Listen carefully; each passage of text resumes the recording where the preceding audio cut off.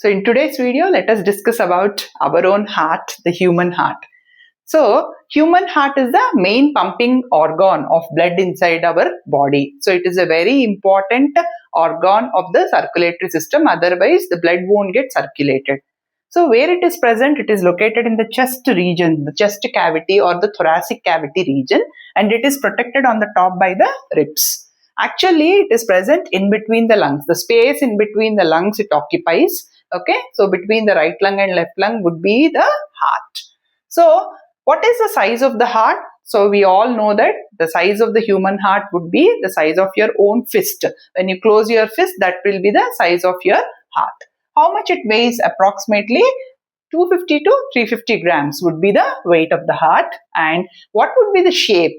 You might have eaten the cone ice cream. So it is nothing but heart will be conical in shape. That is, it will be having a broad base on the top and a narrow apex region will be narrow. Okay, so that is called the conical shape.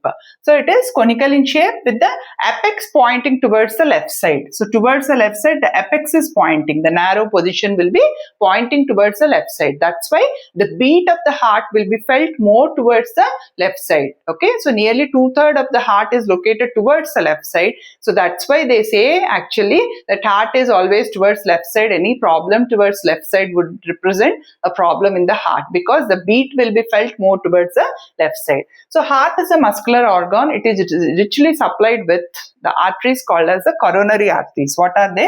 They are called the coronary arteries. So even heart has to function and it has to receive blood. So it receives blood as well as oxygen, nutrients through the coronary arteries, and its waste will be collected through the coronary veins. The impure blood or the deoxygenated blood from the heart will be collected through the coronary veins. Okay, then heart is divided into 4 chambers, 2 small chambers which are called the atria or the auricles they are called as, and then 2 large chambers like this you can see which are called the ventricles. So this side of the heart, whatever I have drawn would represent the right side. So right auricle, right ventricle, left ventricle are the 4 chambers of the heart. So heart will be reddish brown in color if you have seen. Okay, it is reddish brown in color. And on the top of the heart, there is a layer which is called as the pericardial membrane.